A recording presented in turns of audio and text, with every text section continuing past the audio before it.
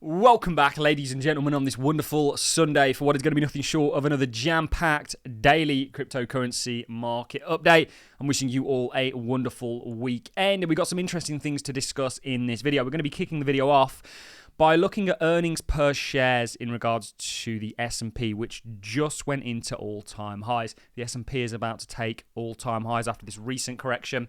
I honestly believe what we saw a few Mondays ago with the yen, okay, there was actual deleveraging going on, but it was over-exaggerated, and we were some of the people reporting on the fact that we had lots of evidence that institutions, whether that be from Richard Teng, who was highlighting Binance's capital inflows on that day, or whether it be from the likes of Goldman Sachs, Morgan Stanley, they're all reporting that institutional clients were buying, including what we saw taking place with the ETFs. I think it was a bit of a shakeout before they then send it on a further direction to the upside for risk more broadly.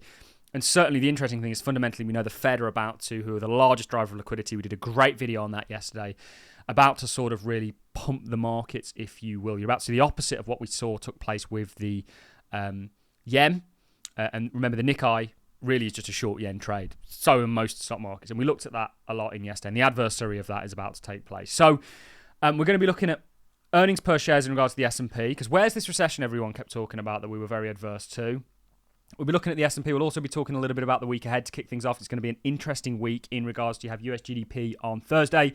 You've got US initial jobless claims also on Thursday. You've got US PCEs and US PMIs. I think it's going to be a very positive week for economic data, very much confirming the direction we're going in.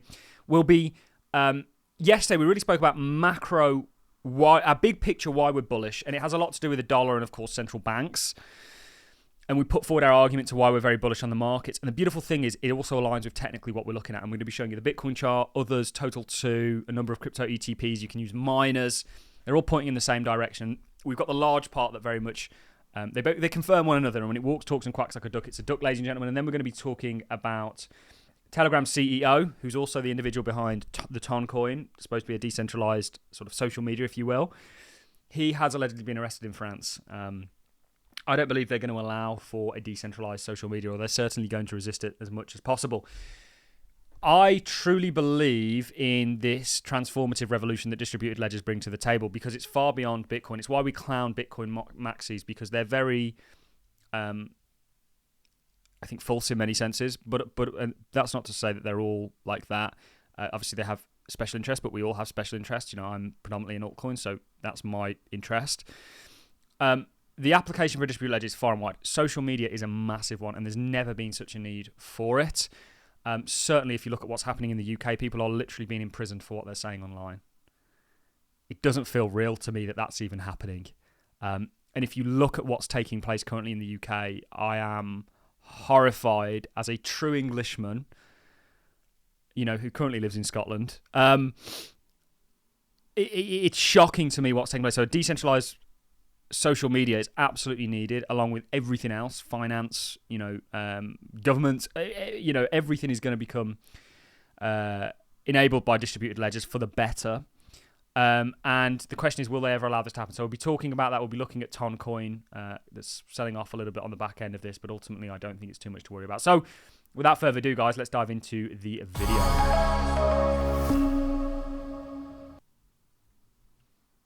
And as promised, to kick things off, this is S&P 500 operating earnings per share. Now, this just broke out into an all-time high. Where's this recession everybody was talking about? And I still see comments, even though we've addressed it 1,000,001 times in regards to whenever the Fed lower interest rates, the markets crash. This is simply not the case. In 2008 and 2000, so 2008 the markets were already crashing, and that's the reason they lowered rates. And in 2000...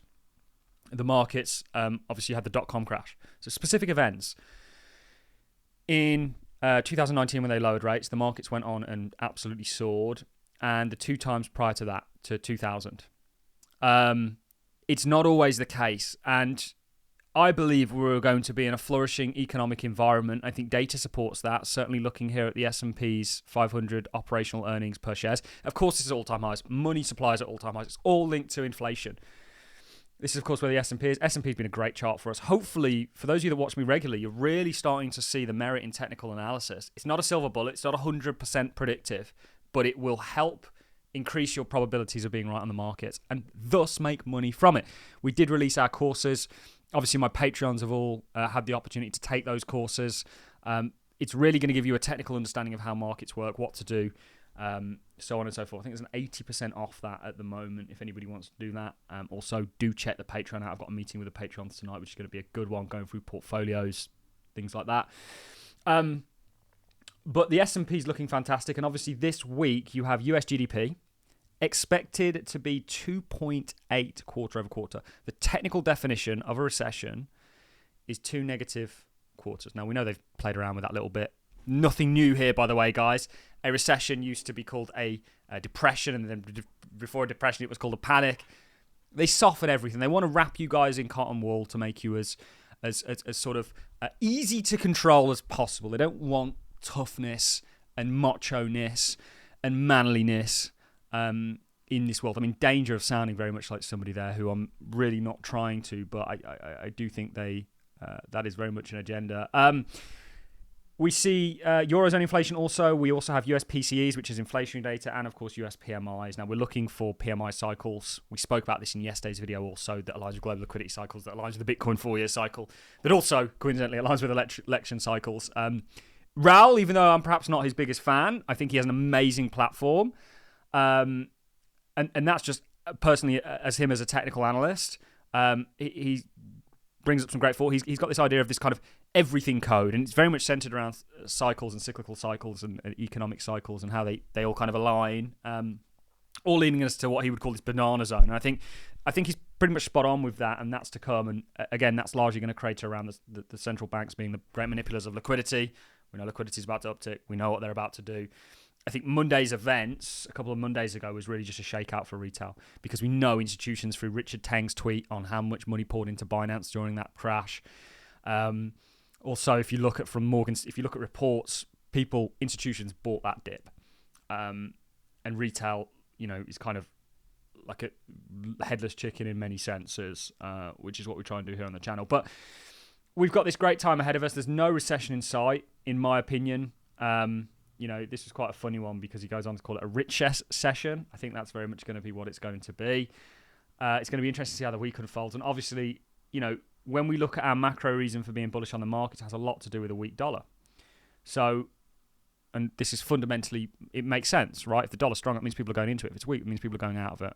Very simplistically, and obviously the Dixie is, or the dollar's very sensitive to interest rates, because when they go up, it increases demand for it. When they lower it, it lowers the demand for it, to more of a degree actually than other currencies, which is why we're seeing technical patterns or technical moves playing out for the likes of the euro against the pound, not the pound, the dollar, and the Great British Pound against the dollar. And also the yen, I think, is going to set up for further continuation. So if you look at every bull market Bitcoin's had, the bottom here was obviously the top for the dollar. We were a little bit late because of FTX, but you can see 2020's bull market was on the back end of all the stimulus from COVID. You can also see 2017 had, we are very much tied to the macro picture, which aligns with the 4-year cycle. And you can see also here, going back even further, it was sort of on the topping out of the dollar back in 2013 that risk did well when it was very unavailable and untradeable, actually. So this is our big macro reason for really being bullish. Risk is going to do well broadly, and we're seeing that, and crypto is going to be the greatest performer. But when we sort of look technically, we have this alignment with what we're talking about macroeconomically. Bitcoin is still on the road, in our opinion, to $151,000. We said when we were looking at this pattern forming, just like we were looking at this one here, and we made that target, it's not going to play out overnight. I think this is largely going to turn out to be a bull flag. If you look at the shorter term structure, very positive. Broadening channel, nice little squeeze there that you broke out of. You're going to make your way, you're going to take this capping sort of descending resistance, and then you're going to see broader continuation and these targets play out that we've got for you, depending on whether you want to take the bull flag from here or whether you want to use this whole kind of extension from when you were in your right shoulder, which is the one I think is more probable. Also, when we look at the likes of Total 2, bit of a crappy right shoulder for me because of how deep it went back. But, I still think this is going to play out, and we're going to see $3.8 trillion from everything except Bitcoin. Also others, so everything outside the top 10 is likely going to get to around about $2 trillion, which means everything within the top 10 minus Bitcoin is likely going to be like 1.8 trillion. And I think we go above that, by the way. So conservatively, I think we are looking at, in the near future, a market cap in the 5-6 trillions. I think it will go significantly more above that. Obviously, others pointing in the same direction. Along with like miners we've spoken about and the golden opportunity that miners sort of present. Miners are going to do very well. We have some miners that we think are going to 23, 24x. Do become a patron. I will be talking about those later on today. And also ETPs. It all points very much in the same direction, guys. We've got technical targets higher for this, along with, of course, crypto itself, stocks. Amazon we're still sort of waiting to make our $261 target. And then of course Tesla's a recent one that we're saying is likely going to go to $505. So we'll see if we're right on all that. Obviously, lots of calls made, but we're very good at getting these and hopefully showing you the benefit there.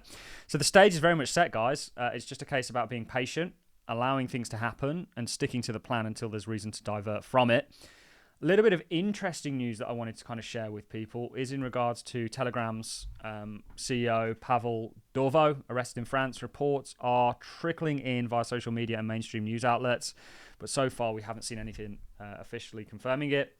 Telegram CEO Pavel has been arrested in France on numerous charges relating to his operations on the social media platform.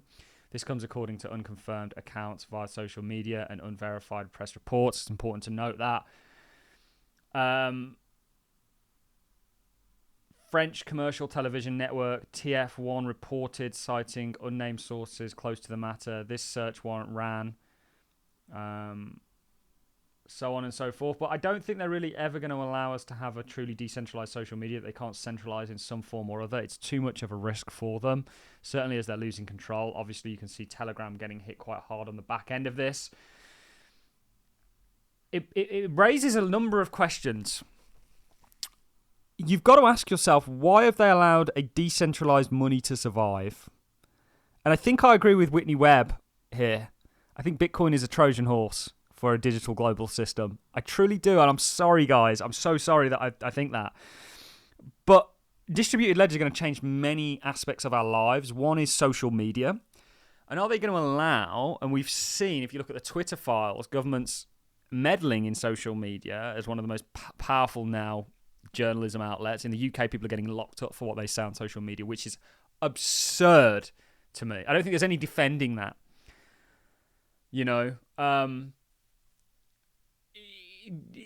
Of course, somebody like Pavel is going to get probably a little bit of heat, sort of beefed up a little bit. I still think it's so gangster how they totally took over Binance, or certainly reined it in. And obviously CZ, I think, just got an early release the other day. But interesting news. We'll watch the situation. I don't think they're going to allow for a truly decentralized social media. I know Elon. The jury's very much out for me on Elon. Of course, is allowing people to say what they want on Twitter. Of course, he's not censoring it. I think he's doing an amazing job there. But is that so they know where to go and who to get? Because you kind of like make yourself public at that point in regards to the views that you do hold. And I've got some very strong ones myself. But that's it from me, guys. Stick to the plan. It's going to be an interesting time ahead of us. We think we've got the macro right. We think we're getting lots of confirming data in regards to economic data that we looked at the start. This all aligns with technically what we're looking at for the crypto space and sector more broadly. And understand that there's a true revolution going on here with distributed ledgers. From everything to finance, to AI, to social, to supply chains, to identity, to everything is going to be changed by distributed ledgers. It's going to be what systems run upon because they become immutable through smart contracts. That's it from me, ladies and gentlemen. I hope you enjoyed the content as much as I enjoyed presenting it, and I will see you all in tomorrow's daily market update. Thanks for watching, guys. See you in the next one.